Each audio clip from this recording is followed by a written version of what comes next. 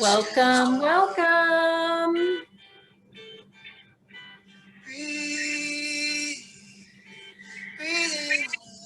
Welcome to everybody who's just getting on and joining us.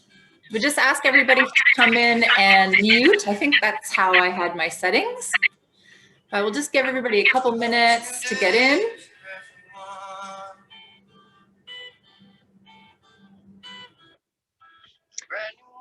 Welcome.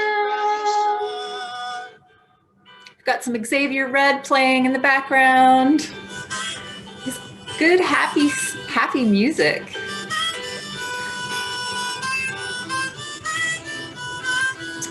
So welcome to everybody who's joining live. Welcome to everybody who's joining the recording of my class. Welcome, welcome to Happy, Sexy, and Free.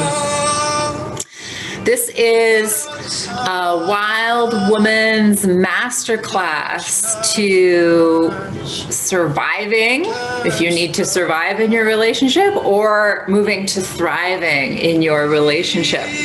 And I'm so excited to have you all here. If you would like to put your camera on, that would be great. That way I can see you and sort of talk to you. And there will be times that you can share. You can, if you feel like unmuting yourself during those times, I'll let you know when that is. And if you want to put your camera on to share, I'll let you know when that is. So I'm assuming that you're all here, or that some of you are here because you have struggled in relationships. So if that's true, you can give me a wave in the video, or you can type in the chat as well, and you can write responses there. So I'm curious, and I'm curious, who of you are in between relationships right now? So not in a relationship. Okay. And then who of you are in relationships? You know who you are. Okay, so what the opportunity here in this masterclass today is really about how you feel. That's your sort of your guiding principle of how you're doing in your life, right? Is how you feel. So if you feel stuck or like you can't really be yourself, it is possible to be authentic with some help and support and awareness. And that is partly why we're here today, is because I want to give you some of that awareness and some of that support to understand how you can be yourself in relationship. You might feel unhappy, you might feel lonely in relationship, even when you're with somebody, but it is possible to feel more happy and to feel more connected to your partner. Maybe you even feel like scared of intimacy, or you just don't have intimacy at all. That part of yourself is shut down. And if that's the case, I want you to know it's possible to have pleasure, to go deeper into your body in a safe way, to have fun, to enjoy yourself, to enjoy your body with yourself or with your partner. And if you're like me, then many of you might have felt really anxious in your relationships, lots of anxiety, maybe even feeling really triggered. And I've worked through a lot of that PTSD and being on an anxious attachment style. So this is something that we're going to talk about today, because once you've start to become a little bit more aware of anxiety and trauma and your attachment style, you can start to feel more peaceful and safe. I never thought that would be possible. If you had to talk to me when I was experiencing full-blown trauma, but it is possible. It is possible for your triggers to become smaller and smaller and smaller and smaller until they're not completely overwhelming your system anymore, and that you can actually manage your nervous system, even when you feel a little bit triggered. You may have trouble trusting yourself. You may have trouble trusting others. And it is possible to grow your trust. You can grow your trust in yourself first, because if you can't trust yourself, it's hard to trust other people. And you can do that through knowing your boundaries better. And then by standing up for your boundaries and telling people what it is you need, what you want, that starts to create a feedback loop of trust. You trust that you can look after yourself. You trust that you can create the right containers for yourself, and you can be in the right situations that feel good for yourself. So it's possible to grow trust. Trust is a muscle, like all the muscles in the body. You need to practice, you need to exercise trust to have trust. And then there can be all kinds of other things that come up for you in relationship. It can be, like I said, boundaries. That can create a lot of anger. I know about that. Sadness, emotional stress. Yeah. And the really interesting thing about relationships is I know they're so hard, but they're a mirror. Relationships are this wonderful thing. We don't come into this world and live in a vacuum all by ourselves. We come in and we have these relationships because the relationships teach us about who we are. And so that's a really good way to start looking at relationships, like they're a mirror of ourselves. And one thing that might get easier for you as a lot of these things shift in your life, a lot of these possibilities become actualities, as if you don't have a partner in your life, it would become a lot more easy to identify a good potential partner for you. So you have a better sort of selection, better selection awareness, better selection skills. You have, and then of course, if you're in a partnership right now, it will lead to you having a better experience with your partner. And then you might get to a stage where I feel like I'm starting to get to this stage where I have so much gratitude for my relationship. And I see my relationship as a spiritual practice.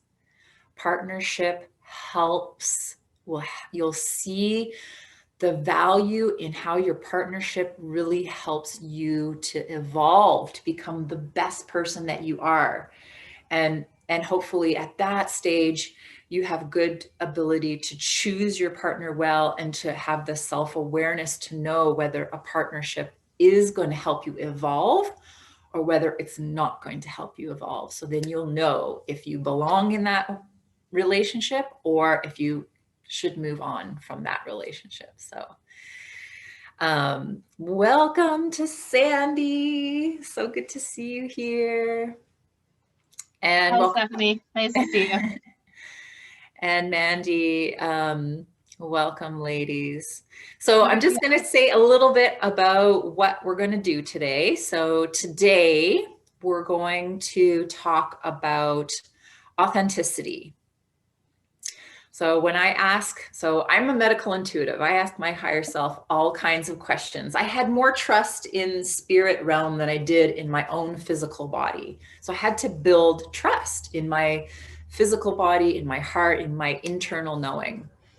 But I still use that connection to spirit and my higher self quite a lot. And when I asked, what do we need to talk about today? The first thing that came up is authenticity. So this is a great topic, and there's so much to share about why authenticity is important, and why it's so hard for many. And I think during that part of our conversation, many of you will start to become a little bit more aware of some of your patterns. And we're going to talk about some relationship patterns, some attachment styles.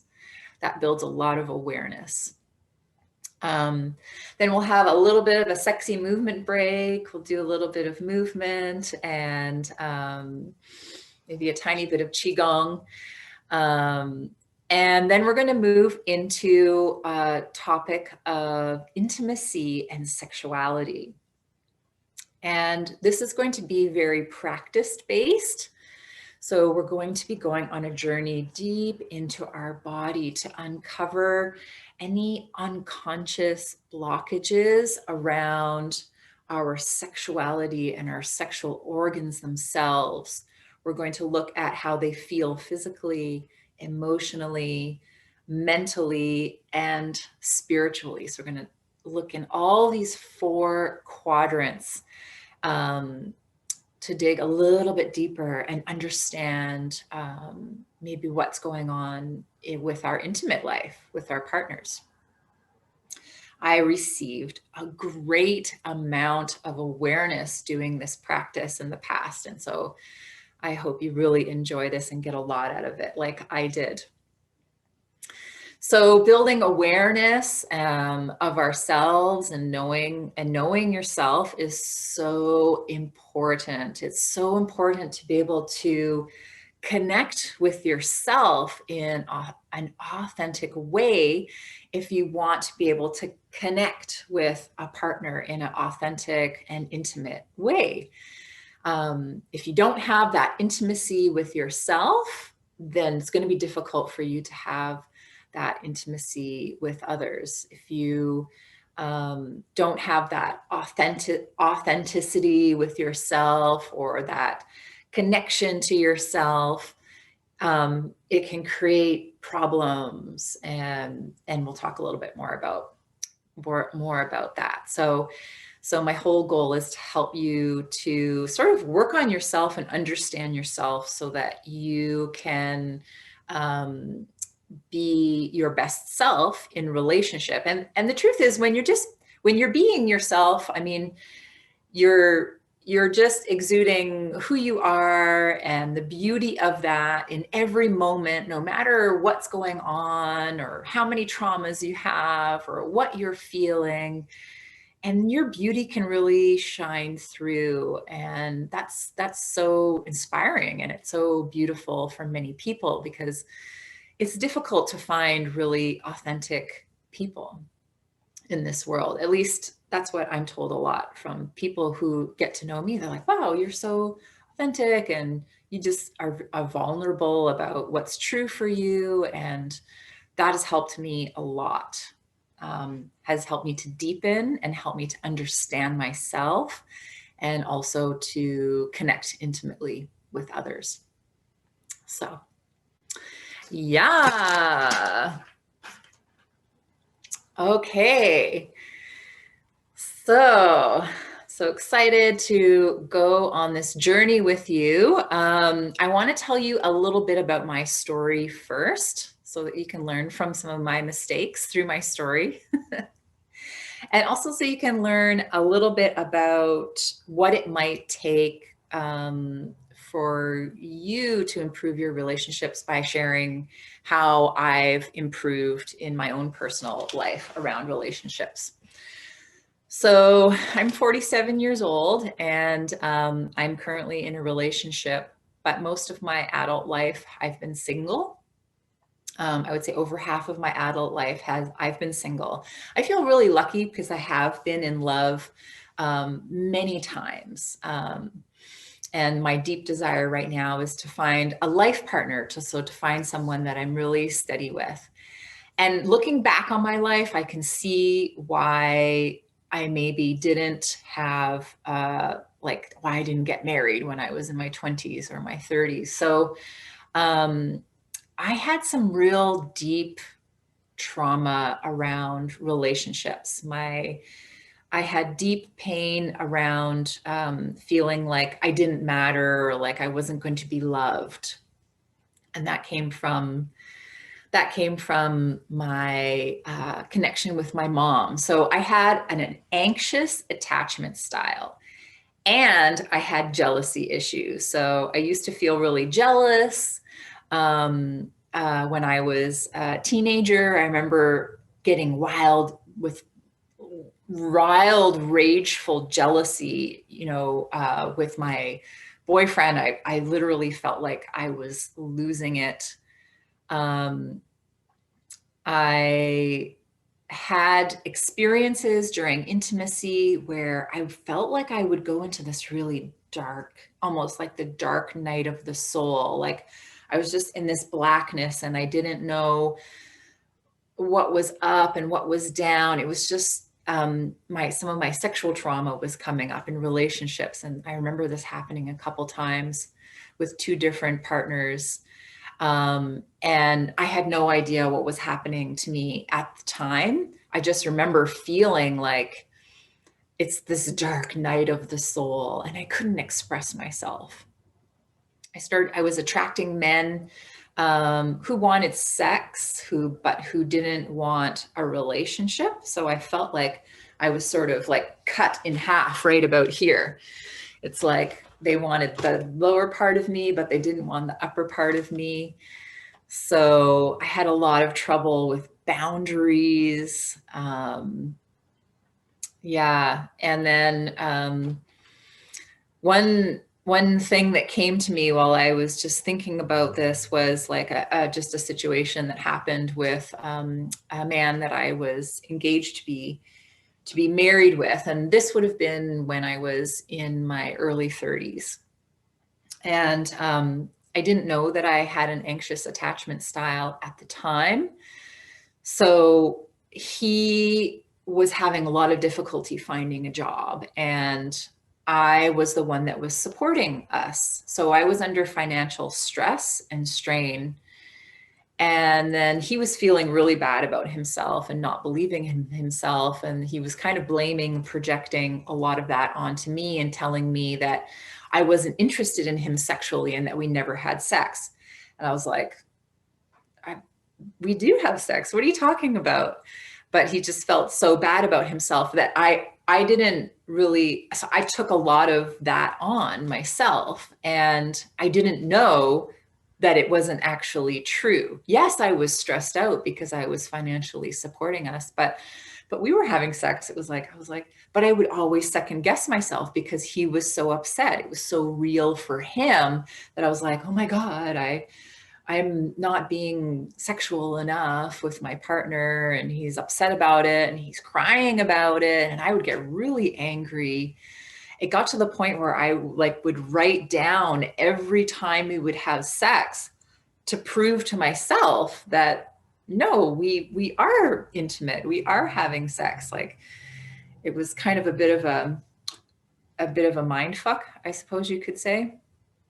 And I remember one night with the anxiety and the problems that we were having, he went out to meet with a friend. And I guess as part of my trauma, was triggered. And I thought that he was unhappy with me and that he was trying to get away from me and that he was going to leave me. And I was just so anxious about it. It triggered my own trauma. And I remember that night just feeling so panicked and so alarmed. Like I needed so much help, but I didn't know that I was having trauma. Like I just didn't know that what was going on with me.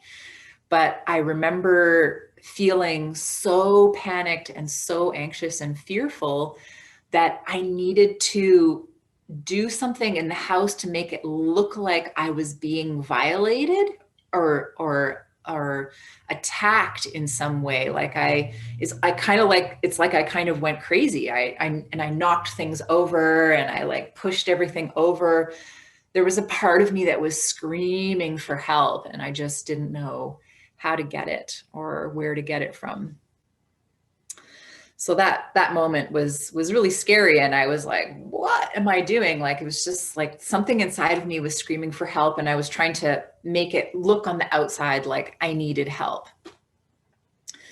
So that felt like a really crazy time and a really, really crazy moment for me. I actually remember going out to find him, and I was crying, and I just didn't know why I was feeling all these feelings. So some of the things that helped me to move forward from this was was starting to recognize that I had some issues with low self-worth, recognizing my negative thought patterns and not believing in myself. I started to sort of stand up for myself, stand up for my needs. I actually took some of my anger and I realized, you know what, that there was a healthy anger there too. It was like, no, you know what, I matter. I deserve better. My needs matter. My feelings matter. And I started to take action on that healthy angry and my boundaries by saying no to things that I didn't want anymore. And I started to check in with myself more deeply around what I wanted or what I didn't wanted. There was so much embodiment work and healing and coaching and counseling involved in this. I really took a lot of sessions in somatic psychotherapy to become more connected to my emotions, to become more connected in my body through movement practices.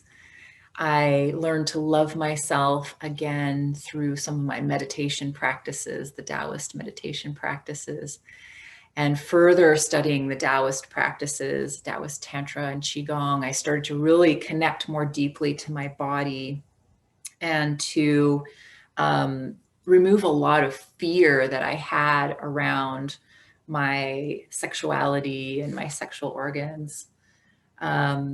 I learned a lot of skills that helped, communication skills, which helped me to speak up for myself and to tell people what my boundaries were and to put myself first and advocate for myself.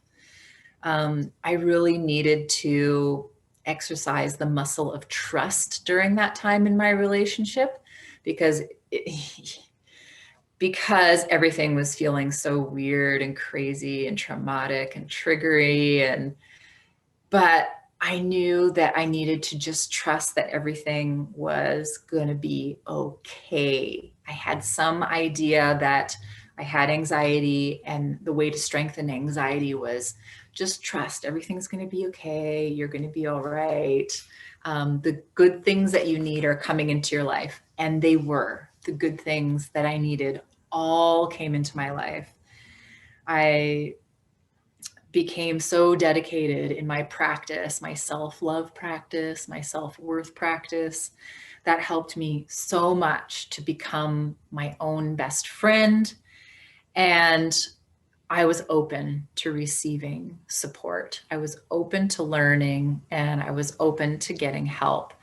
And that is one of my saving graces, along with the fact that I was very, very empathic and very intuitive, and I had great spiritual guidance. And I really relied a lot on my spiritual guidance to help me move forward on my healing journey. It ended up, I learned all the tools that I needed. I learned all about trauma. I learned somatic psychotherapy. I learned all these embodiment tools. I learned all these different kinds of therapies. I became a medical intuitive. And now I've learned so much from the journey of relationship and work with women who are severely stuck around their sexuality, who have sexual trauma, and who struggle with a lot of the kinds of issues that I had in relationships, feeling anxious, fearful, poor boundaries, poor self-worth, poor trust. And yeah, and it's easier for me to recognize now that if a pattern is mine or if it's not me. That story I told you back then, I didn't know. I was like, is it me or is it like he's obviously thinking that we're not having sex enough, but like I'm writing this down and we are. Now I know myself better. So now when I'm with my partner and I feel my partner sort of like withdrawing a little bit emotionally, I'm like, oh yeah, he's afraid of his emotions. Okay, I see he's maybe a little bit avoidant, he's withdrawing, he's afraid of emotional intensity because he can't handle it for himself. So I don't take it personally. That's one of the big things is I can recognize when it's not me now. I can see, oh yeah, it's my partner. Those are my partner's patterns. Um, yeah, which is really helpful when you can separate what's yours and what's not yours. So if you've struggled with any of these issues or other things, and you feel like sharing, just maybe even just like a 1 minute share or 30-second share about the kinds of things you've struggled with, I'm just going to open the room up for shares. You can share in the chat if you want what you've struggled with, or I'm going to open it up. So if you want to unmute yourself and share a little bit about the types of things you've struggled with in relationship.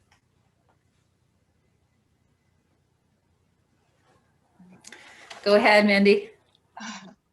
Some of the things that I have struggled with in relationships have been about body confidence, big time, feeling that I'm not deserving of love because I'm 5 pounds heavier or, because there's some cellulite or something like this, and I think that has been like a really big thing for me to address and overcome.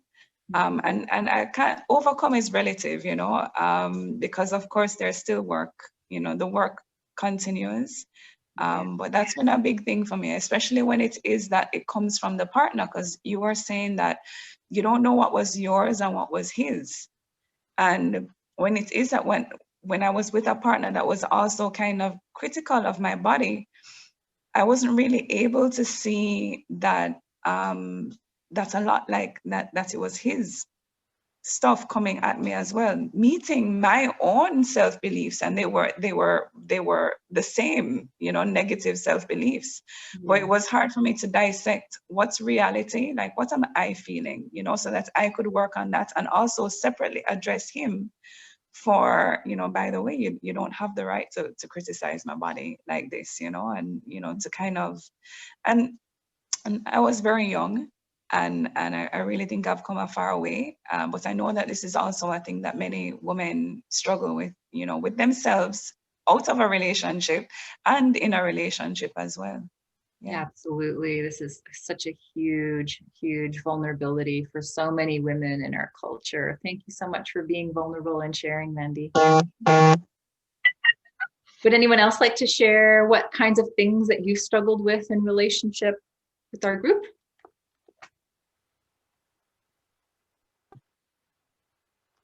If you do want to share, just unmute yourself. Can you hear me? Yes. It's Sandy. Hi. Yeah. Thanks, Stephanie. Glad to be here. One of my biggest challenges I've seen is giving too much of myself and my time to the relationship and not feeling that it's okay to spend a lot of time on my own needs and goals, including my business that I've had off and on, for 20 some years with coaching, just going back to, going to family events, for example, with my previous partner, and finding that balance for my time and relationship time has been probably my biggest struggle. Yeah. Thank you so much. Yeah, women are such natural givers, aren't we? We nourish the world. We nourish our babes. We give so much of our energy and so much of our time. And it can be hard to start to pull back those boundaries and be like, nope, this is for me now. Time is for me. This energy is for me. I can definitely relate to that, Sandy. Thank you so much for sharing. Anyone else want to share? One named Sandy. I just had to be like Sandy, Mandy, Sandy with eyes and like, really? That's pretty cool. I was thinking that I think one of my recurring themes, or like a trigger for me that can put me into kind of a cocooning mode, or a whatever mode, is kind of a fear of abandonment, of feeling like he's gonna leave for some reason, or more, not so much. Well, I guess ultimately, yes, the fear is that he's gonna leave, but I see it more like, oh, does he love me anymore? And it's so irrational, because I can see that through the things, some of the things that he does, that he clearly does, but things can trigger me, and that's a place I go to. And so that's one where, just like you said, noticing whether it's my stuff or his stuff, it's the way I'm reacting to what he's laying down, which if he put it down on a different day in the exact same way, I might respond differently. So I just noticed that it can be me a lot of the time. Yeah. Thank you so much for bringing that piece about self-responsibility up. Being able to own if it is you, that's hard. And that it's difficult when you're younger because you don't know yourself. And it does take self-awareness and getting to know yourself to really recognize when you are reacting to something because of something inside of you. So thank you so much, Sandy, for bringing that self-responsibility piece up. That's really, really important. And we're going to talk a little bit more about that.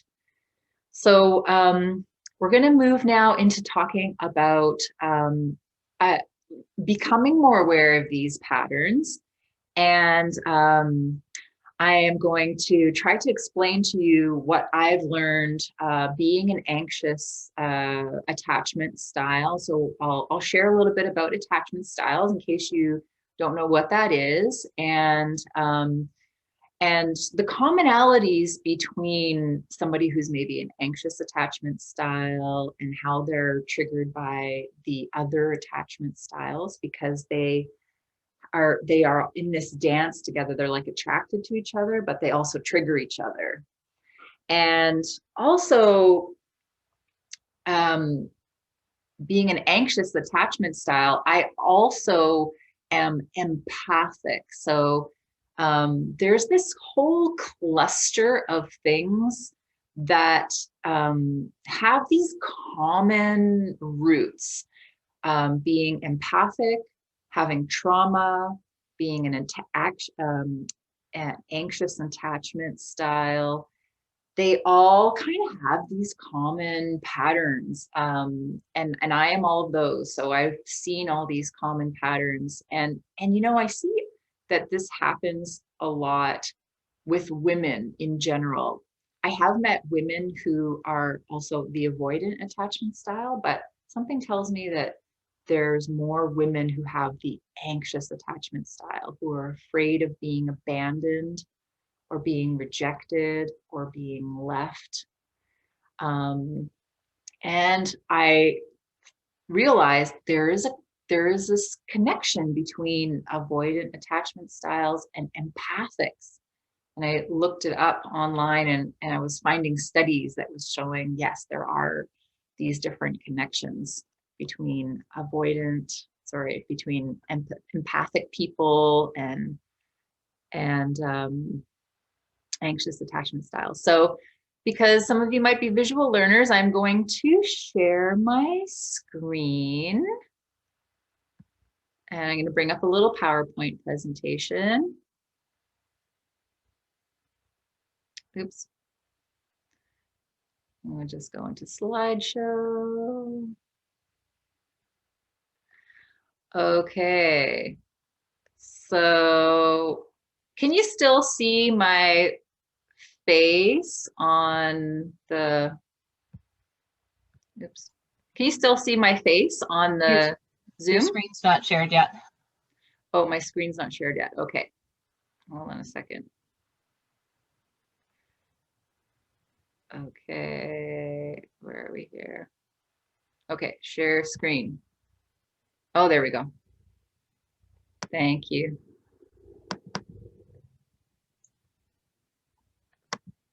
And we still see, depending on how we have it set up, I have it set up so that I can see your presentation, and then the four of us are down the right-hand side. Yeah, you can move that little box around if you want, like if, because I see all the people and then I see the writing here. So you can move that around. Okay. So talking about authenticity, and first, why it's difficult to be authentic. So why is it hard to be authentic? Well, if you've had trauma, you might have noticed that trauma is very ungrounding. It uncenters you. So you're not like fully in your body. When you've had a traumatic event, it's like your nervous system gets triggered by specific things, and you go into fight, flight, freeze, or appease. But there's this general sense of being ungrounded and uncentered. So people who have a history of trauma, they learn to kind of like get out of themselves to survive. It's like a coping mechanism, is to go up into their mind and maybe not be so connected to their body and not be so connected to their emotions. So it's difficult for people with trauma to be authentic because they actually have difficulty connecting to themselves. The attachment styles can make authenticity really difficult. The anxious attachment style will basically, they will do anything to belong. They are afraid that they're going to be left, abandoned, rejected. So they will act in ways and do anything they need to do to belong and to make other people around them happy and love them. It's like they feel like they need to do things, these things, in order to be loved. So a major thing that happens with the anxious attachment style is those people really lose their autonomy because they're so focused on what everybody else around them wants from them and needs from them. They lose their autonomy. They lose their connection to what they need and what they want. Authenticity is difficult for avoidant style attachers because they tend to repress their emotions. They have what's called low emotional resiliency, which is they feel uncomfortable around emotional intensity.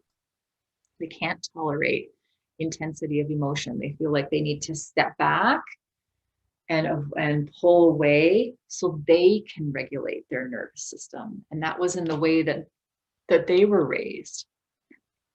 So because they kind of dumb down their emotions and have difficulty connecting to them, it's hard for them to be authentic. It's difficult to be authentic when you have poor boundaries, when you can't say no, or when you haven't learned the skills of how to check in with yourself, your needs and your desires, or just check in, like, do I want to do this or do I not want to do this? So it's hard to be authentic when you don't know what's good for you, what your needs and desires are. And generally it's difficult to be authentic if you don't know yourself. So you may have thoughts, as we all do, and the thought might not even be real. You might think that you look a certain way, but that's just your illusion about how you think you look. And then you might also project those illusions onto other people, or look through, you know, we have this saying called rose-colored glasses. It's like we experience the world through these colored glasses. So is it real or is it not real? And that comes with knowing yourself. It's difficult to have authenticity when you have emotional blocks. So a lot of our early experiences in life, when we had unmet needs as children, create emotional blocks. It's like undigested energy that hasn't been processed. And then that emotional block tends to repeat and repeat and repeat until it's solved. But also those emotional blocks create coping mechanisms and coping strategies that you try to work around. It's like you try to work around things. Yeah, so emotional blocks make authenticity difficult. Low self-worth makes authenticity difficult, because when you have low self-worth, you don't believe in yourself, you don't think that you're good enough, maybe you compare yourselves to others. So you're maybe trying to fit yourself into a mold of what you think you should be like, or how you think you should act, or what you think you should do, because deep down inside, you don't feel like you're very good. So then you should try to be somebody else, or you should try to please other people, because then if you please other people, then they might love you back. So there's a lot of seeking of love and self-worth and approval on the outside of yourself, instead of knowing that you're worthy of love from the inside of yourself. This is something that I struggled with, but it is possible to have higher self-worth, working on it. And, you know, for a large majority of the population, it's hard to be authentic because we think that all that bad stuff about us is not acceptable. So we fear judgment, we wear a mask. Maybe we were made wrong for being our authentic self as a child, because children are just exuberant and they're alive, and, you know, they laugh and play and they express their emotions like elastic bands, right? They're so up 1 minute, down 1 minute. That's very natural for children. But if you were made wrong for your aliveness, whether it was happy or sad, this can really repress your sexual energy and your vitality, actually, and your authenticity. But that basic aliveness and vitality, when it's repressed, it's just pushes everything down. And also, it's difficult to be authentic because it's simply just hard to feel. It's difficult to feel our emotions. They're painful, and it's vulnerable to show our wounds. Like, you know, you think about a wound, you want to protect it, and that's a very natural thing to do. To look after ourselves is to protect our vulnerabilities. But why is it really important to express our authenticity? Well, it's really important because it's real. It's who we really are. And then when we're being real, we can create real connection through real experience, not a fake version of who we are or who we want to be or who we want the other person to think that we are. So it's also important because it welcomes all of our emotions. So all of us is welcome when we're being authentic, and it creates emotional openness. So you can really be happy when you're feeling happy. You can feel sad when you're feeling sad. And there's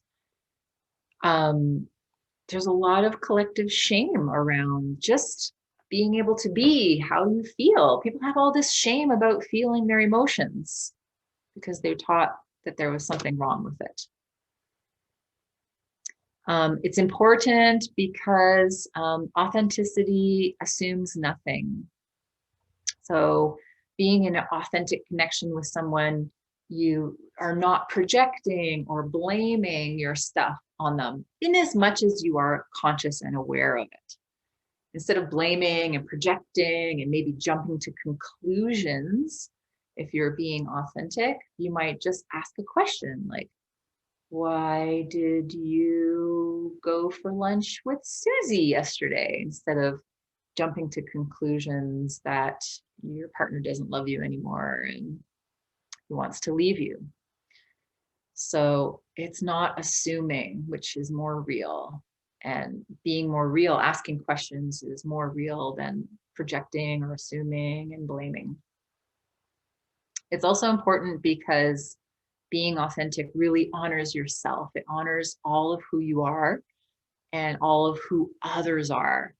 And it honors what each other's true needs and feelings and desires are. And finally, it's important because it helps us to be open. It helps us to be curious about other people, about what the deep aliveness or the deep purpose or what the other person's deep values are. Like, who is that person really? Not just who they are on the surface, and then also sharing the same thing about yourself. So you become more open, you become more curious and receptive. You really listen to people, what they're really saying, what they're really sharing, and then you can also do the same thing. So you might have some other ideas about why authenticity is important. If you do, and you want to share, I'll take a quick share if anybody has a quick share. If I've missed something that you've thought of, why do you think authenticity is really important?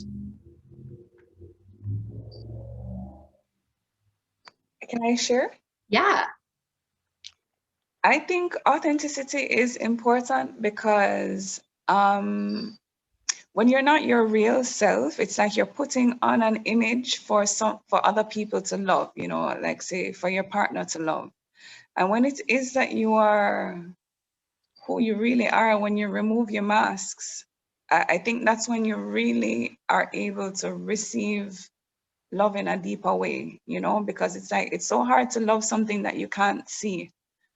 And, you know, so you feel like you need to do these things to receive love. And when you just drop, you realize, hold on a second, me just as I am, I'm lovable, you know, and this love is really for me, not for something that I'm acting to be, you know.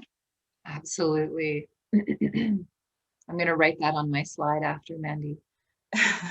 That's number one for sure. Yes. Yeah, just be loved for who you are and let in more love because it's okay to be who you are. Absolutely.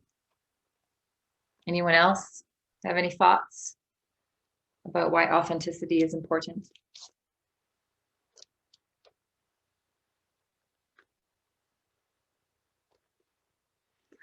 Okay, we'll move on to the next slide.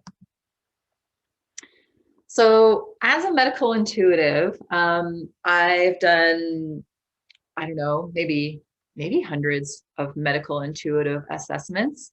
I'm very empathic, very intuitive, and I think that, you know, that probably when I was younger, that maybe was a strategy of mine to try to read other people and how they're feeling. And, you know, this is kind of more natural. It's a more natural quality of women. It's there's all these experiments you can look at where really young children, the girls are able to have way more facial expressions. They're able to mimic more facial expressions of other people, and they're better at reading how other people are feeling, much more than young boys. So maybe this is kind of like an evolutionary thing, because as women, we need to look after these babies, and we need to know what's going on with them because they can't talk. So we'd have to like read how the babies are feeling and know what we need to do for our baby so that it will be happy and comfortable. And we're a little bit kind of like more sort of like relationally oriented that way of being able to feel what's going on with people. So men have that too, but I think that's a little bit more natural for women. So some of you might be really empathic and really able to feel a lot about what other people are feeling, and that's definitely been the case for me. And I use that skill to do medical intuitive assessments. So it allows me to see another person, to see what emotions are blocked inside of them. I can actually see and understand what beliefs the person has blocked. I can even see traumas that the person has had. When I first started working one-on-one with people, I was doing body work and massage, and I would get images, and then I would be like, oh, I'm getting this image. Would you like me to share what I'm getting? And then I would share the image, and the person would be like, oh my God, you're describing my life. You're describing a trauma that I had when I was younger, or you're describing what's happening in my life right now and why I have this tension and stress. So I took that empathic ability and just kind of studied it more and made more of a skill with it, so that I could help people put together pieces of the puzzle of their health, their physical, mental, emotional, spiritual, and how it's all connected. In essence, sometimes I can know another person better than they can know themselves, which is a bit scary for others, but it's just a skill. It's a skill that I've developed. And one pattern I used to see a lot. And it's funny because I used to see this pattern all the time. Guess what?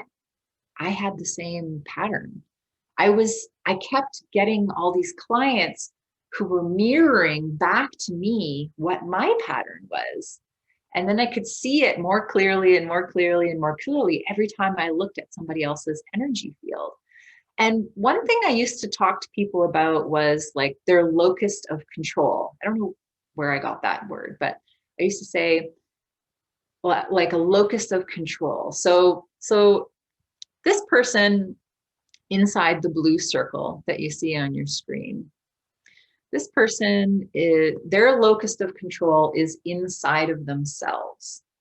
So the blue circle represents the person. They can feel everything inside of themselves. They maybe know what their thoughts are. They know what their feelings are. They're connected to their body. They're inside their body. They're in themselves. And they can also connect to other people. So see how big that bubble is around their body. So then they can connect themselves, and they can connect to other people when they're with other people or close to other people. So that's sort of like an internal locus of control or an internal reference point. Your reference point is always inside of you, but this person's reference point is really intact. And then this other person over here they are, and their locus of control is external to themselves. So see that bubble? It's like they're feeling and aware of everything that's going on the outside of them. They're reading other people all the time. Does he love me? Does he not love me? Is he going to leave me? Is he going to stay with me? So it's like I would always see, and the way they would behave in their life and things they would do in their life were always coming from something that was external to themselves. And this became so evident time after time after time after time of doing medical intuitive assessments. I really saw how many people had an external reference, a reference that was outside of themselves. And a lot of this is explained through some of the things that I've mentioned. Trauma takes you outside of yourself. Emotions are hard to feel. That takes you outside of yourself. How you were raised as a child, not getting your needs met, takes you outside of yourself. Your attachment style takes you outside of yourself. So many different things take you outside of yourself. So what we want to do is we want to become more centered in our body. That's why embodiment practices and different psychosomatic therapies are so important, because they connect us with the physical body, with the emotional body, and the mental body, and help us to have centeredness, internal reference point, so that we know what we're feeling, we know what's going on inside of us, and we can also feel other people too. But here, this person has difficulty connecting to their own feeling. Maybe they do things and their entire motive in life is driven by what's going on around them. And I mean, I think this happens, like this can happen easily for women who have really young babies and children, because their whole life is about keeping the baby alive. And then at some point, the baby grows up and is not physically attached to their body. And then they can start to, women can start to kind of reconnect to themselves and start to go, okay, what do I need? Okay, maybe I need to go to a yoga class, or maybe I need to go get a massage. Okay, you watch the baby, I'm going to go look after myself. But I also see a lot of the time, I think that a lot of women carry on that way and they don't find their internal reference point. And then they're always letting the outside world determine what they should be doing. So anyway, I just wanted to show you that, just to illustrate a big pattern that I've seen a lot in people, but women in particular.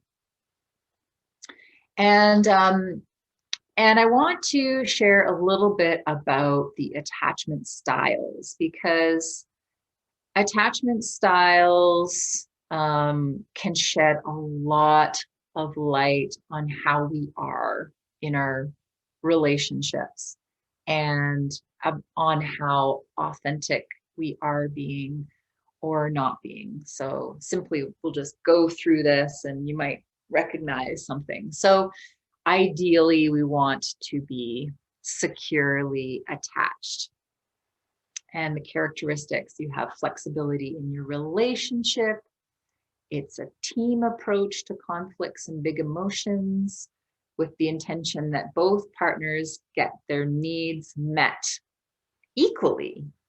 So there's a prioritizing of that equalness in their partnership. And it is said that maybe around 50% of the population is secure, from what I have read. So there are a lot of secure people out there, which is great. Something that stresses the secure person is disconnection from important people and a secure base. And I think this is relatively true across the board for humans, because as humans, it really is important for us to belong. It's been shown that people would rather belong to a group or a tribe or a family. They would rather belong than be right and be all over on an island by themselves. So it's really hardwired for us to belong. So of course that's going to be a stressor, is disconnection. Also inconsistency in responsiveness of their partner, because that's just confusing. Inconsistency and confusion in communication are stressors. So what helps is consistency, stability, reliability, predictability, follow through, clear communication, and open dialogue. The anxious attachment style. For those of you who aren't familiar with it, the characteristics are a strong desire to connect and identify with the partner, concerns about the partner's emotional state, and dissatisfaction with the level of intimacy in relationships. Anxious people, they need to feel they're anxious about their security. So they need more touch. They need more assurance. They need more, they just need a little extra more touch. They are often wanting more connection. And when the connection starts to go away, they become scared. So yeah, stressors. Inconsistency in behaviors, patterns, routines, and responses. Feeling unsure, confused about the partner's emotional status, especially pulling away without explanation. The last time I got really triggered was when I needed a hug. I needed, just as an example, we have this thing that I've learned about called emotional aftercare after sex. Has anyone heard about that before? Okay. So emotional aftercare, it's like part of this whole conversation about consent. It's like, so what do you like? And what birth control method are you on? And do you have any STIs? And what's your aftercare? This is like actually one of the questions. What's your aftercare? So what do you need after having sex? And maybe I needed some emotional reassuring. I needed some cuddling. I needed to feel close. I needed to feel like, okay, after we had the sex, you didn't just do this with me because you wanted to have sex, right? You really love me, right? So there's my insecurity. So I need that cuddle and that holding. In the past, I've needed it because I was unsure if the love was there and if the person loved me. So when my boyfriend pulled away from me when I wanted a hug because he had to go do something, I went into a trigger response from that. So true. That pulling away is really, really hard for anxious attachment style people. And what helps from the partner is being clear, when they're clear about feelings, when they remind you that they love you, when they slowly come closer, when they're physically close, and then when they provide regular reassurance. So those are some things that help the anxious people. Avoidant attachment styles, their characteristics are they're emotionally distant and flat. They have a flat effect or appearing disinterested. They're pulling away when faced with emotional intimacy or emotional intensity. They're stressors. They're stressed by big emotions or feelings of others without any preparation. Unplanned stressful conversations can be a stress, especially about vulnerable emotions. Feeling unwelcome and unsafe to be themselves. So remember, those people, they get stressed. So they need to pull away to regulate their nervous system as they feel too uncomfortable.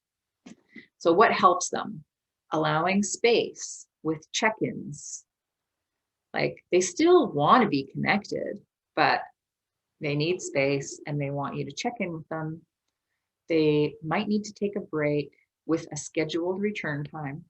They might need acknowledgement that there may be underlying fear beneath the flat effect. And they might need planning ahead for emotionally intense conversations. So, last one, disorganized attachment.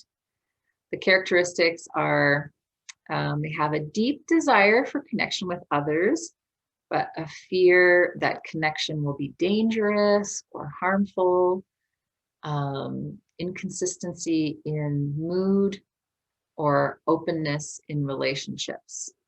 So they had a lot of inconsistency growing up. So they're just like confused about stuff. So what stresses them out is quick changes in the partner's emotional status. So from anger to warm and then back to cold, or any behaviors that trigger fear. What helps a disorganized person is when their partner has consistency in tone, a calm demeanor, that they are attuned to your emotions. Like your partner can say, I can see that you're scared right now. And they continue the presence that reminds them you're still here on their terms. So wanting, them to feel safe. So does anyone recognize themselves in any of these? Just give me a hand if you recognize yourself, or you can say something in the chat. Yeah, has this, have you seen, have any of you not seen this before? Okay. I have not seen this. Okay. Sandy. Yeah. Yeah. Interesting. Yeah. So this Very can interesting. yeah, it can shine a light on.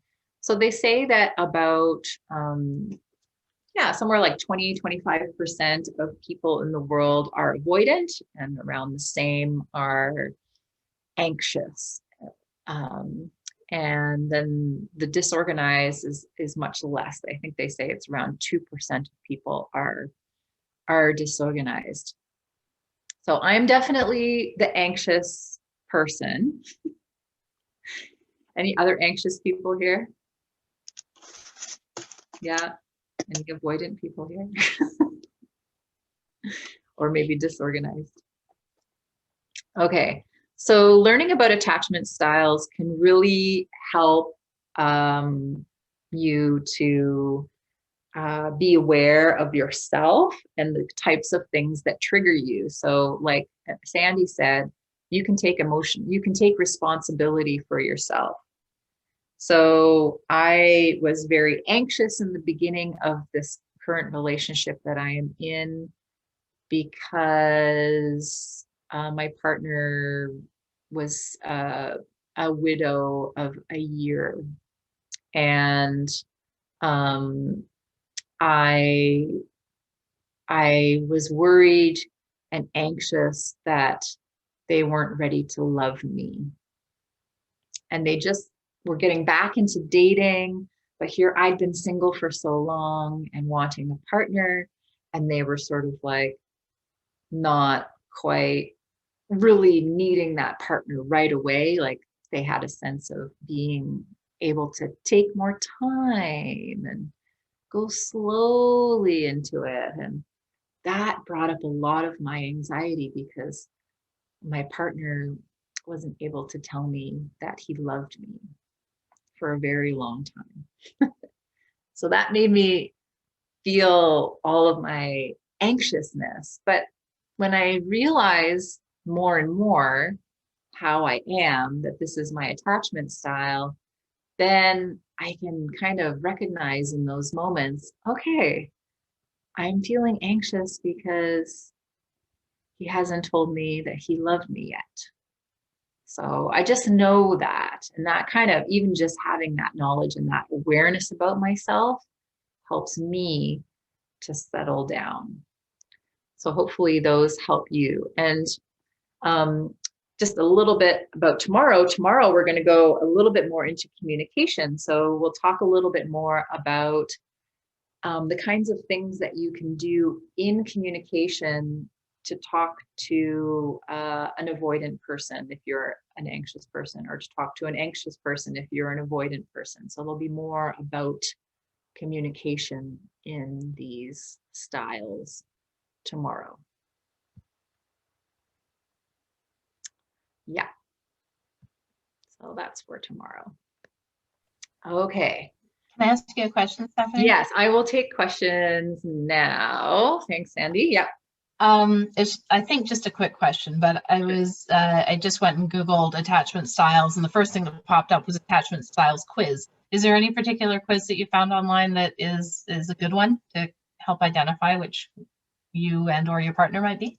Yeah, there's lots of good quizzes. This has been studied in psychology for a really long time. It's something that counselors learn. So there's a bunch of different attachment style quizzes out there. I've had, different success with different quizzes. I have a quiz here that's on a paper. I can take a picture of it and put it into the units files on my Wildly Tantric Woman Facebook page. That's where I can share documents with you.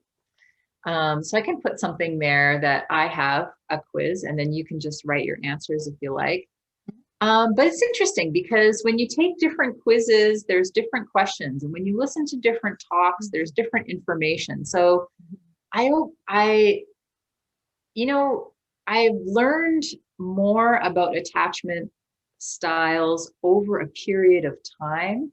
And maybe the first time I heard about it, it went in a little bit. And then maybe the second time I heard about it, it went in a little bit more. The third time I heard about it, it went in really deep. And I was like, oh, okay.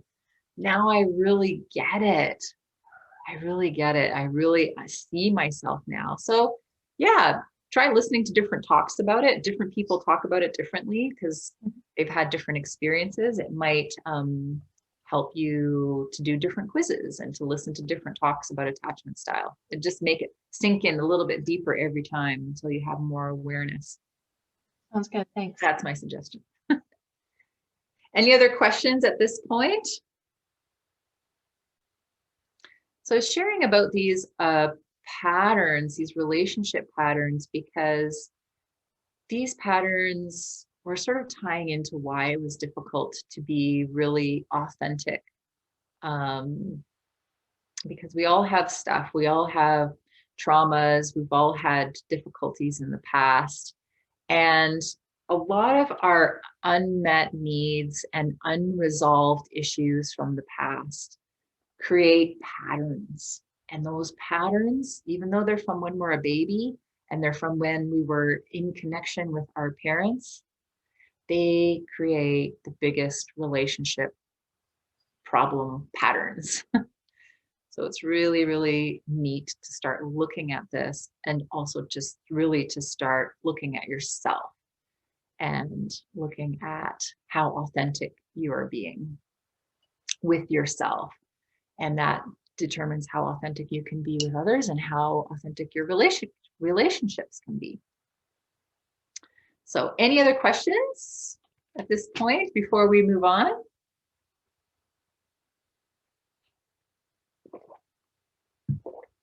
Okay. I don't have any questions. I just want to say I find it very interesting. It's definitely something that I will be able to benefit from and will want to go back over and really take it in, spend some time on it. Yes, I Thank do you. recommend doing that. As I said, yeah, it tends to go in a little bit deeper every time. And there's so many talks on YouTube about attachment styles, and yeah, there's lots of quizzes. So we're gonna get rather than like looking at slides and being all out of ourselves, looking on the screen, because we're talking about going in and being connected to yourself and going deeper into yourself, right? So we're going to do some embodiment exercises. We'll have a little movement break right now. I'm going to put a little bit of music on, and you're welcome to stand up and join in, or you can just stretch where you are there in your chair. If you need some water, if you need to go to the bathroom, this is all a good time to do some of that. Just take about 3 or 4 minutes for a little stretch and a little break. So you can stand up if you want. Oh. So follow. And shake out your body. Follow the sun. Oh, I'm sitting on the floor, so I shake my legs, Direction of love. shake the whole body.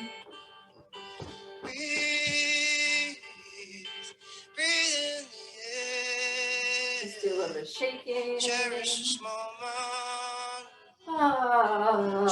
Loosening up. And maybe we can do a little bit of spinal movements. I love the crane neck and the turtleneck. So in the crane neck, you're just going to bow forward and then bend your knees and tuck your tailbone and roll up. Just warming up your spine. When you feel this crazy society, inhale up, exhale down. Take a stroll to the nearest water's edge. Remember your place. Warm up your spine, and then we can reverse. Tuck your chin and roll down. Long before you came, so which way is the wind blowing? And inhale and come up. Look up. Exhale, roll down your spine. And inhale, come up. And let's do one more of those.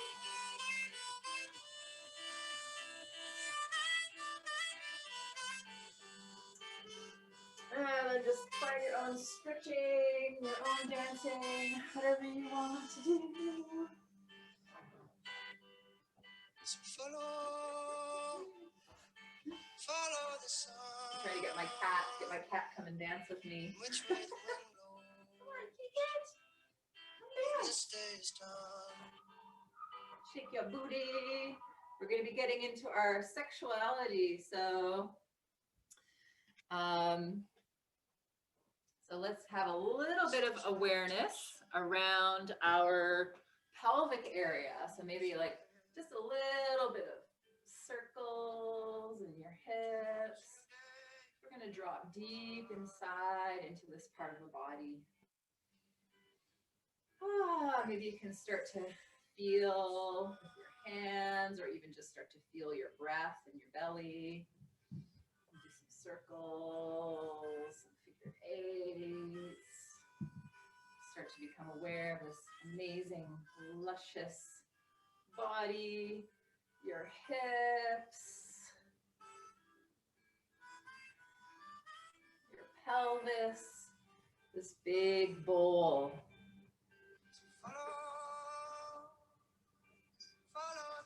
And I love to shimmy and shake my butt.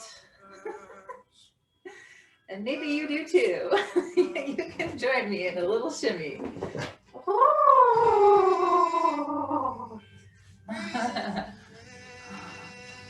Yeah. A little twerking. Take us back to the good times in Thailand. Great. Any last stretches before we come back?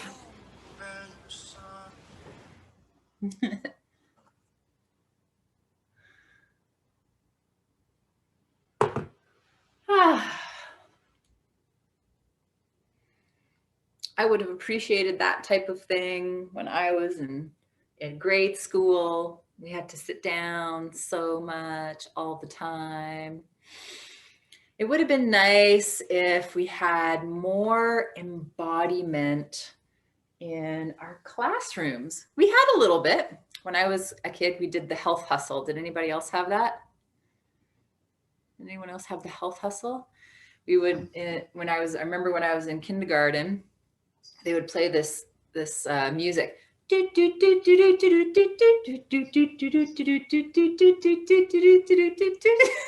It was disco music, and we would do the health hustle. Yeah,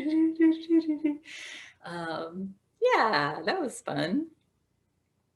So yes, it's I for a long time I blamed school for taking us out of our body, you know, and like making the mind and all that stuff more important than body checking in emotions. But hopefully, hopefully education is changing. I don't know if it is. I'm not super in touch with it. What do you think, Sandy? Are you teaching? Is there more embodiment happening? I think it varies widely from teacher to teacher. So the reminder is super good for me because I get the kids to stand up and do a movement break, but I don't always remember to do it. And I think it's super important. Like I feel so much more, you know, I can feel my body again, and I can settle in more now and be present. And it's great to have that reminder in your own body of how much that matters to the kids as well. Mm-hmm. Yeah. Yeah. Okay. It's a great reminder too for Zoom meetings, Yeah. because yes, when you're taking in all that information, you sure need that oxygen again, that oxygen boost to the brain. Yeah. Oh, thank you. And even just to take information in, you know, yeah, like, yes, absolutely. Thank you. So this, for the rest of the day today, we're going to become, do you know the word yoni? We're going to become yoni whispers. We're going to be yoni whispers of our own yoni. You know, like the dog whispers and the cat whispers. Yeah. So we're going to become yoni whisperers for ourselves. Yoni is a Sanskrit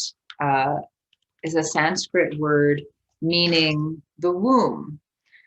But in Tantra, it's just a word that we use to talk about our sexual area, our vagina, our vulva, the whole package.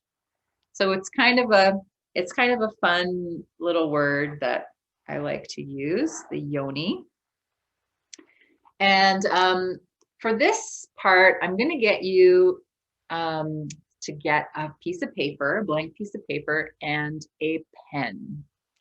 And when you have a blank piece of paper and a pen, I'm going to get you to draw a circle, a big circle, and across through the middle.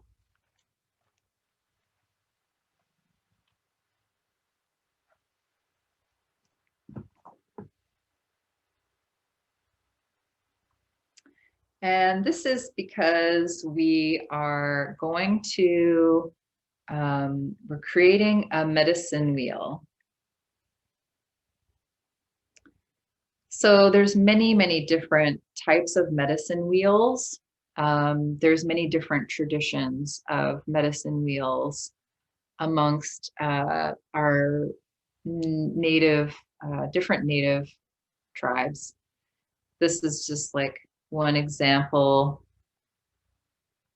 So they have different colors and different directions. So we've got the directions of north, south, east, and west. And they're slightly different from, you can find so many of these online, and they're all kind of different depending on the tradition. So we're not going to get too caught up about what direction is what at this point, but what we want to put in our different quadrants is we want to write physical, emotional, mental, and spiritual on each of the 4 quadrants. So I'll give you a moment to just go ahead and do that.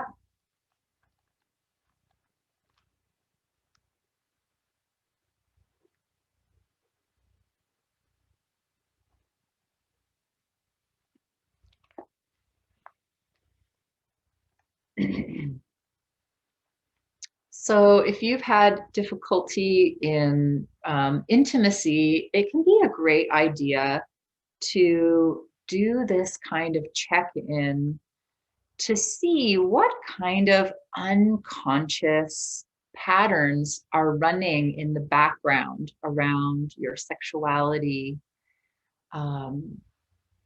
Just as an example, when I did this a long time ago,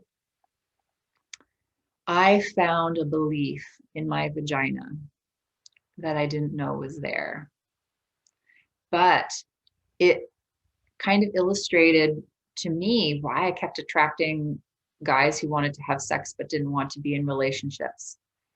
The belief that I found inside of my vagina is I'm only worth fucking. I'm not worth loving. So that belief probably kept me single for half of my adult life. And becoming aware of it was like, wow, this is a huge aha moment. What was even more revealing was the question, how is this belief serving me? So when we get to the mental area, I'm going to ask you guys the same thing. When I got to that question, how is this belief serving me? The answer I got is, it helps me to maintain my autonomy. So basically, there's a part of me that didn't feel safe in relationships. So I actually was subconsciously keeping myself at a distance and out of relationships because probably my history, if you believe in past lives, which I do, I saw many in my past lives. And I was, in every past life I remember, I was a woman and I was controlled and owned and a prostitute. And my husband raped me. And I saw all these things. So my soul feels like, I don't want to be controlled. I don't want to be owned. I want to be myself. But of course, I still want to love. I want to receive love and I want to be in relationships. So anyway, so looking deeply into our sexual center can really help to shed light on some unconscious or subconscious patterns that are going on inside of us.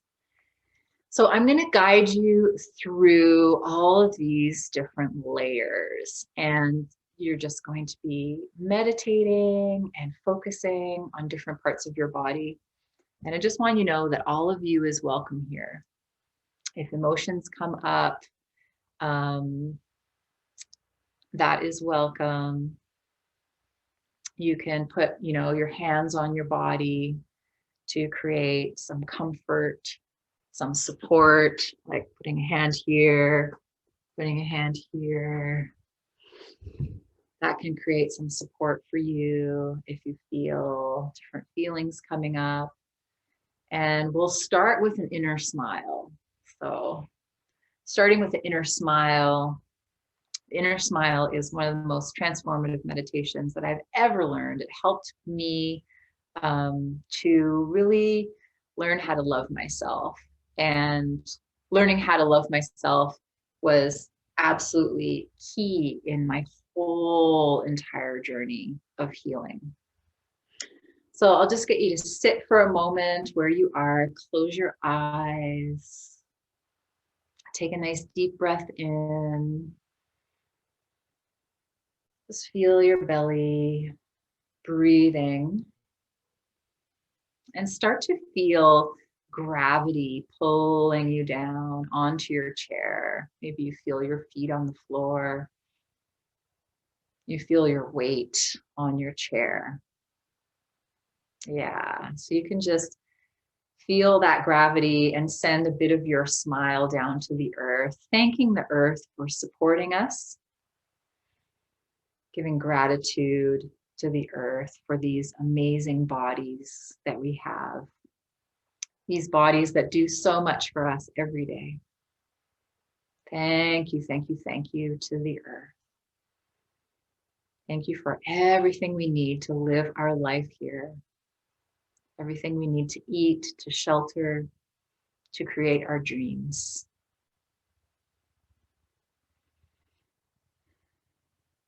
And then you can imagine that connection between your belly and all the way down into the center of the earth. And then take a deep breath in from the earth and imagine coming up into your pelvis, all the way through your body, all the way up to the crown of your head. And then with your attention at the crown of your head, imagine your crown is opening to the sky. Opening to the universe, to light of the stars, the sun, the moon, the planets. You can imagine that you're opening to spirit if you are spiritual, or you can imagine you're opening to God. Whatever that direction has for you, you can imagine yourself connecting with the light of awareness, of spirit, of God, and just allowing that benevolent, healing energy to pour in through your crown, into your face, maybe down your neck, relaxing your shoulders, into your chest. Take a nice deep breath in. Feel your chest relax. Feel your arms relax. Take a deeper breath all the way down into your belly, bringing that light down into your belly. Yeah. You can exhale with a sigh. Take another deep breath all the way down into your pelvic area and into your hips, feeling your hips and your thighs relax, and your whole body down to your toes. As you breathe, drinking in this light of the universe. Thank you, thank you, thank you for this pure awareness and consciousness. And we just ask that our higher selves be present to help guide us, to illuminate anything that we need to know about at this point in our journey. Thank you, thank you, thank you. And you can imagine a beautiful sun in front of you. It's like a sunset. And just draw that beautiful golden light into your third eye, into the center of your brain, and feel a smile come on your face. So imagine that light going into your master glands, into the center of your brain. Your eyes start to shine with a smile. Your lips turn up into a smile. It's bright and warm. And then we're going to shine that light down towards our heart. It's like reflecting. It's coming in and then it's reflecting down into your heart. Like the sunlight hitting a beautiful rose. Just imagine your heart opening and softening in the sunlight. Opening our hearts to ourselves and our own self-love.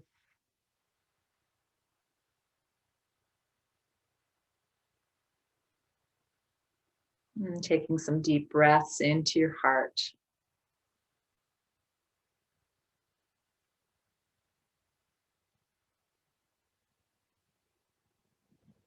And then the heart begins to illuminate and glow.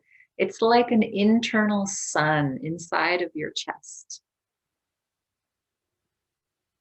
And all the organs around your heart start to glow in the light of your heart. And you can use your mind and your eyes to shine some of that light down into your sexual organs. It might be helpful here to put one hand on your heart and one hand on your pubic area, just above your pubic bone. So you're connecting your heart and this beautiful, smiling, loving energy down into your sexual palace, your yoni, whatever you want to call your own sexual organs. Telling them, I love you and I accept you just as you are right now.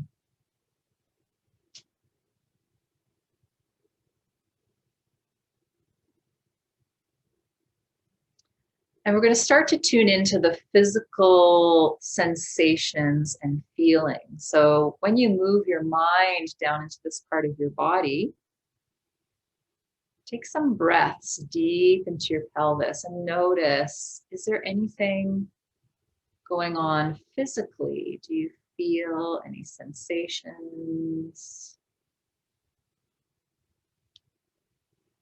Any physical feelings? Just take a little bit of time to feel.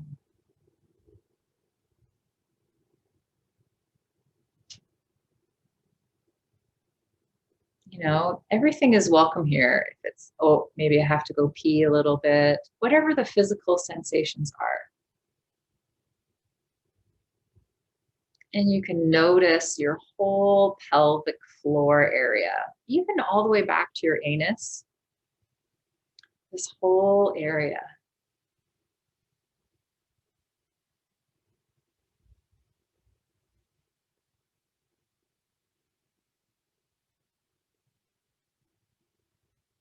Maybe you notice the beating of blood and circulation in this part of your body.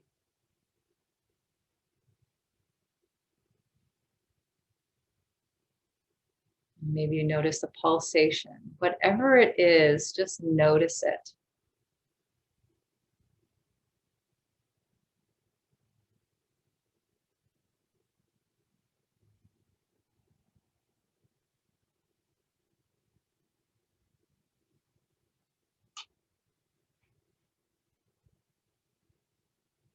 You can take a moment to feel, and then if you'd like, you can take a moment to just write down any feelings that you have, whether they're comfortable or uncomfortable. And we're just going to smile into all the feelings. So taking your love into any feelings, whether they're comfortable or uncomfortable.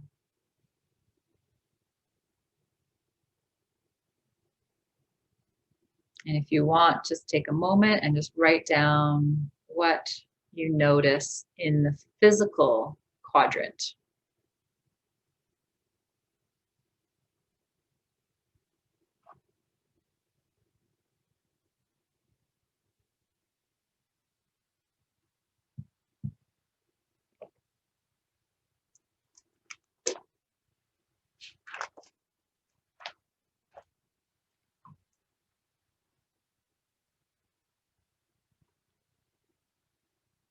How does it feel?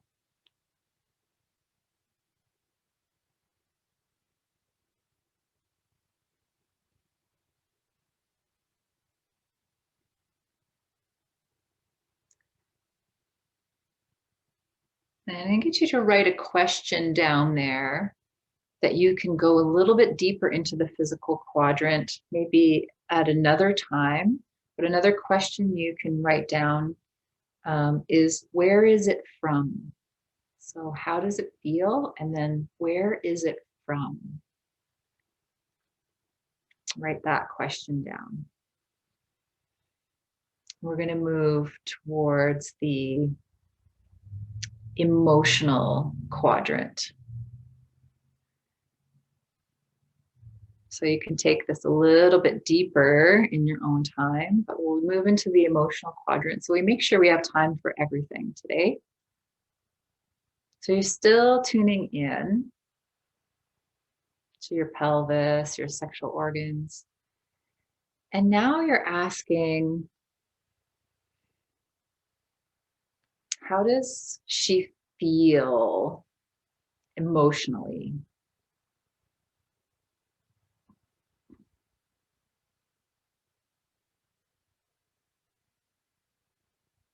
Just notice if there's any emotions there.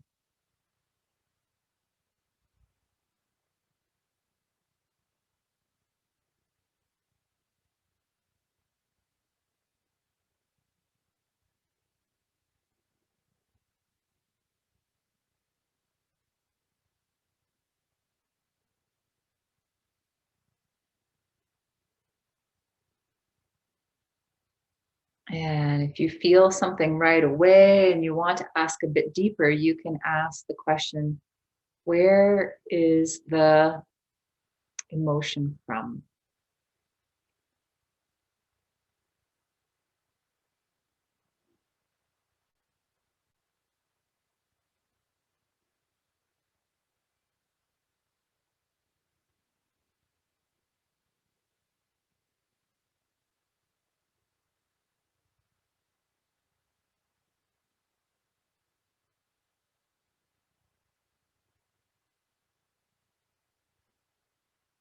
And you might even ask her, what does she need?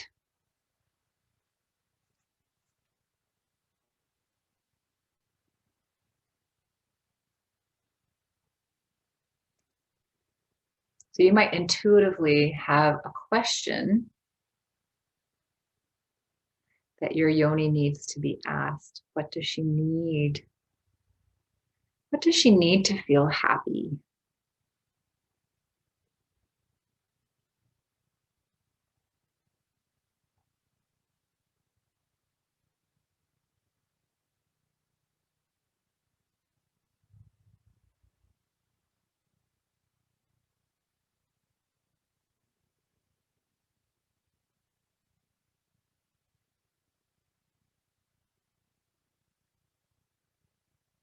You can write down any answers you get.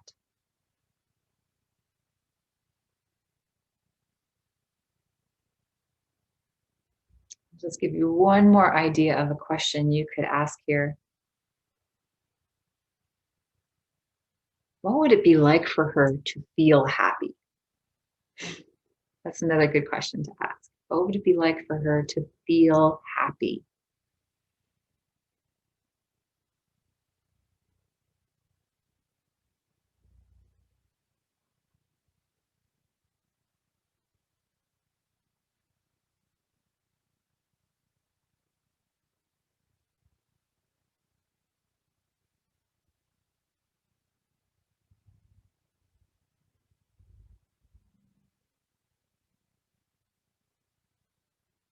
And you can write anything down you get in this quadrant.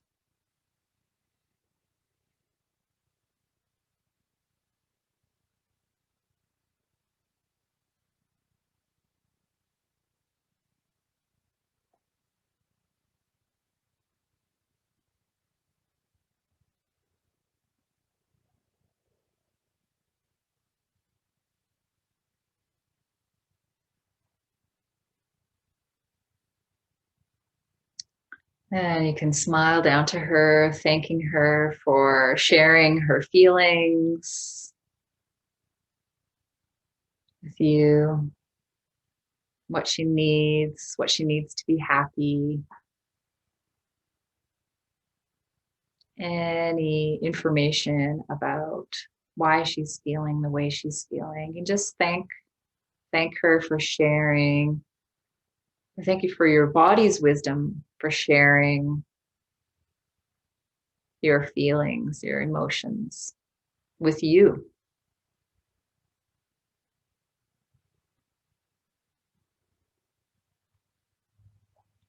And we'll move on to the belief quadrant, so the mental quadrant. So the emotional quadrant and the mental quadrant can be very closely related. The feeling can be coming from the belief. So maybe you even got the belief already in the emotional quadrant. So you can ask yourself, dear Yoni,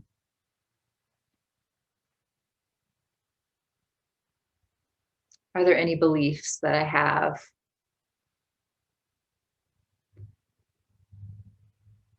in this part of my being that are not serving me?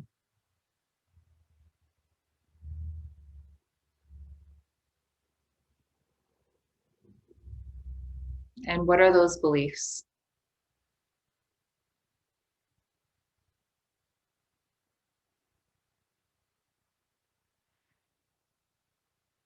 So trust Trust and listen.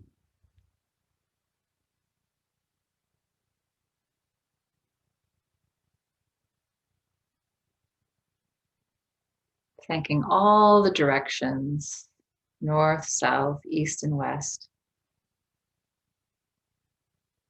for helping us to be more aware of any beliefs that we're carrying inside our sexual palace.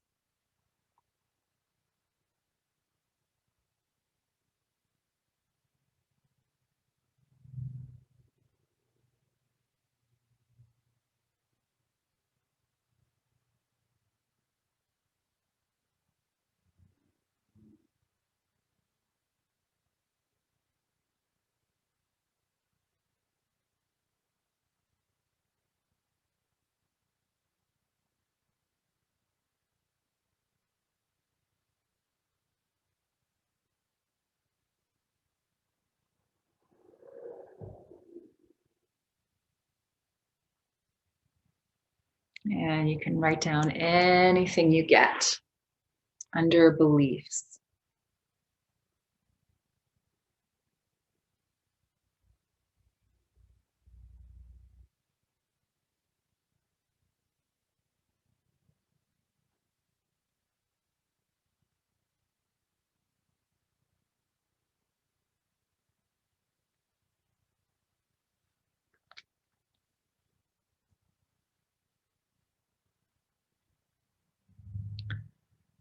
It might be a negative belief, or you might just have a positive belief. And you can ask yourself, how does this belief serve me?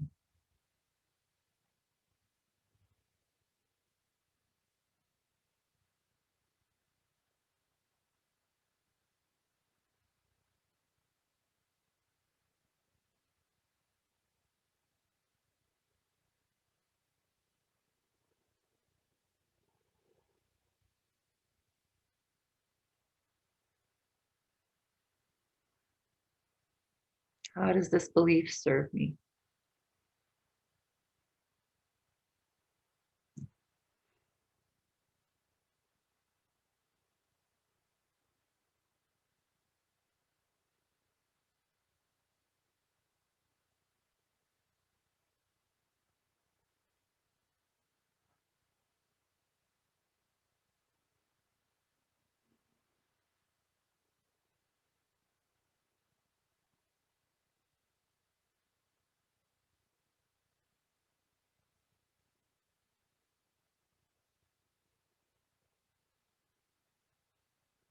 And you can thank your yoni for sharing any beliefs with you that are helping you to be more aware of yourself, more aware of any unconscious patterns inside of you. Just smile, saying thank you, thank you, thank you. And we're going to tap into one more layer. We're going to tap into the spiritual layer.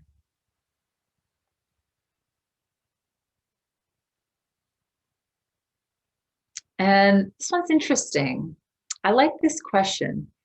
How would I describe her connections to others, to myself, to my life purpose? How would I describe my yoni, my sexuality's connection to myself, to others, and to my life purpose? Or any other spiritual wisdom that wants to come through.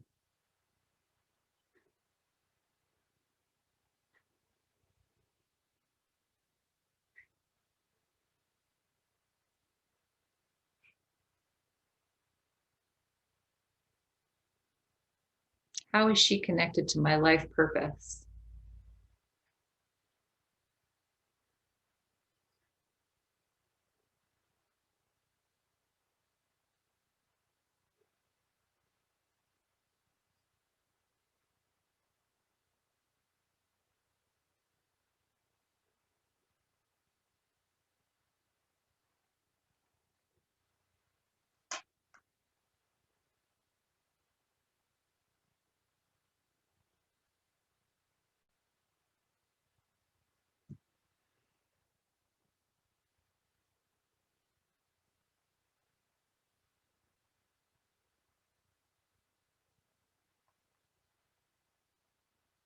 writing any of the answers down.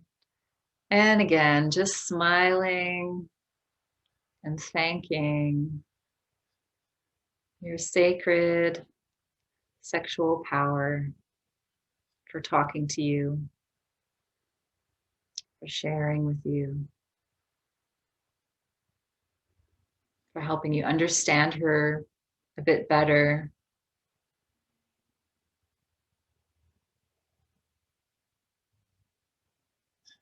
And we'll just take 3 nice deep breaths together. Nice big slow breaths filling up your belly, your ribs, your chest. 3 deep body breaths.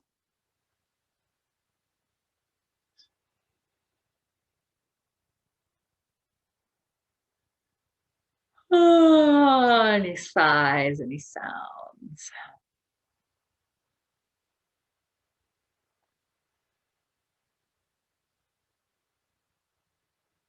Thank you, thank you, thank you.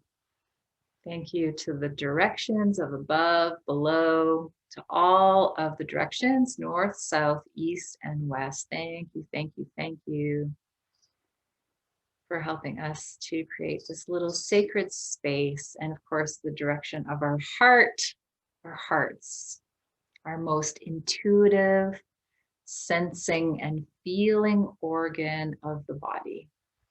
When you connect to your heart and then connect to other parts of your body, you help bring love and awareness to your whole being. So it's so important to connect with your heart.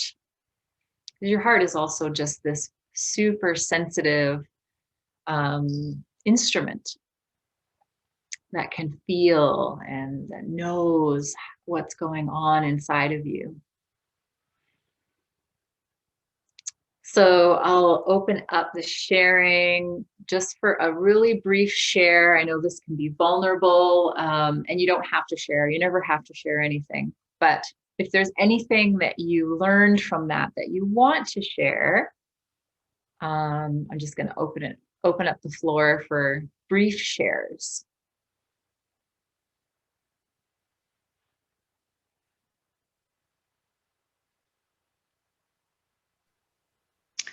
Hi. Hi. So I realized that my yoni is asking for freedom, and that I'm really, kind of keeping others away, and I have reasons. It's good reasons, And then the yoni is saying, we don't need those reasons. What are those reasons? I thought they were very good reasons, and I was actually feeling this way, and this makes sense, and this is safe, and this is better, and to go about, connecting like this and like this only. And the yoni is saying, no, drop all of that. Freedom is what we need. Freedom. So that was really beautiful. Thank you so much, Stephanie. A lot really came to me. Yeah. That's great. Aw, thank you to Mandizioni for expressing her need for freedom. So good to know. Mm-hmm. Is that going to change the way you are in your life? Yes, there are.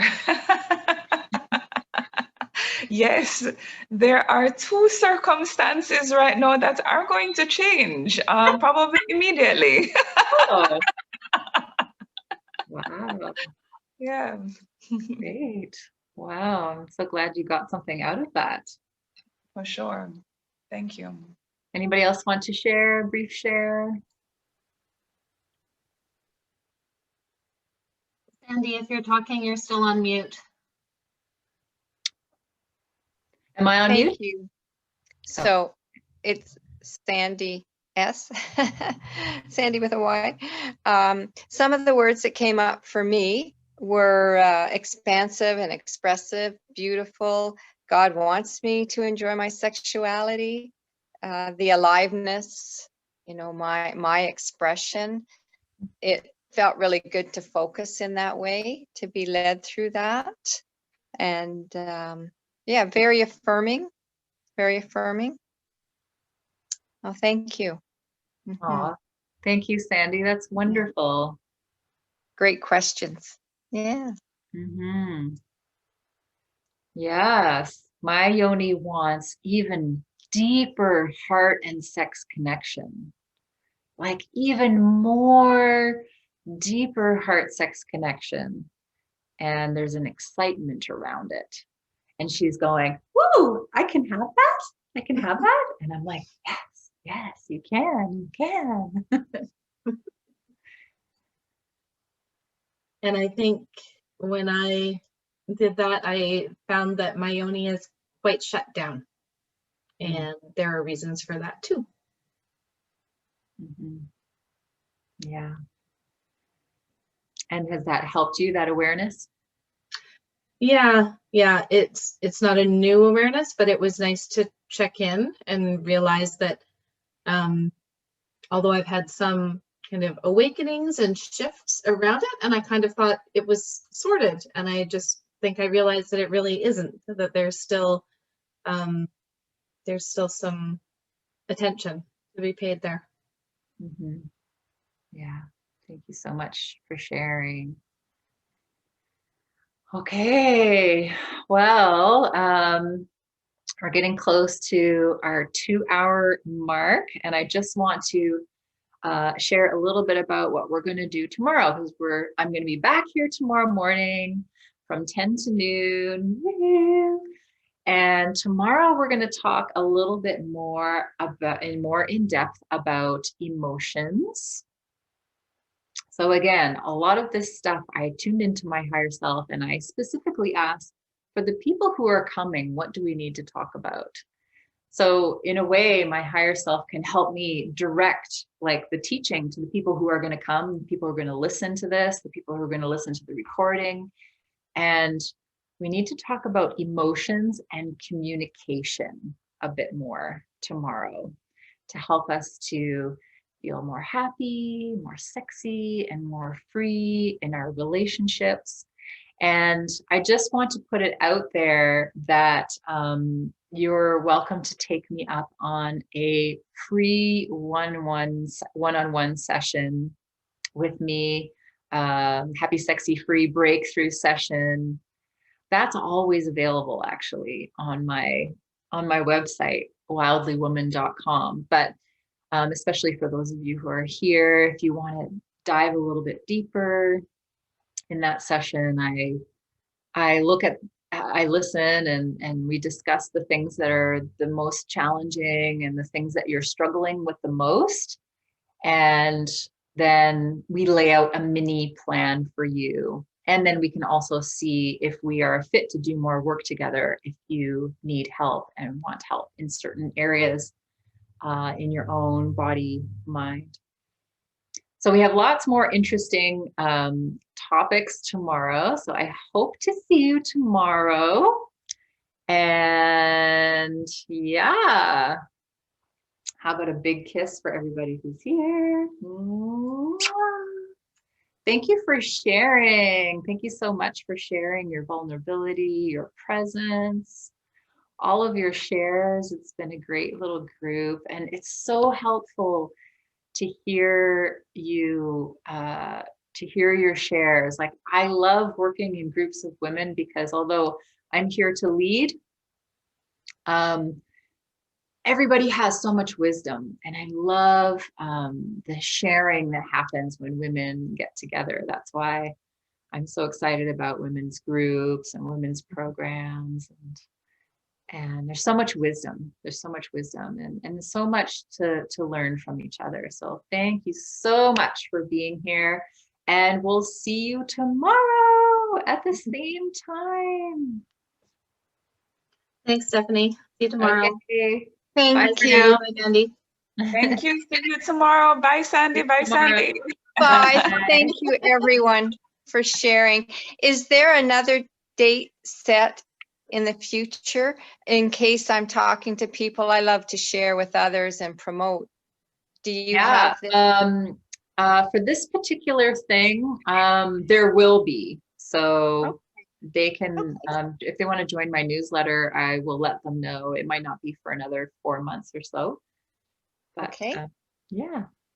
Excellent. But Thank I'm you. always doing things in my group, Wildly Tantric Woman. I'm often doing things there, and I go live every Tuesday and share different things. I've been sharing some movement practices and some Qigong practices and Tantra practices. So Wildly Tantric Woman is another great place where I share regularly. Yeah. Perfect.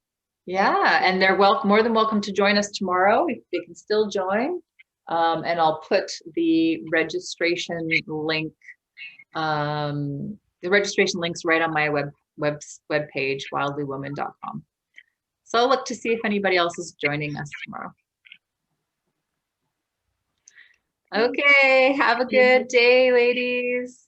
We'll Bye. see you tomorrow. Bye. Bye. Enjoy your week. Bye. Bye.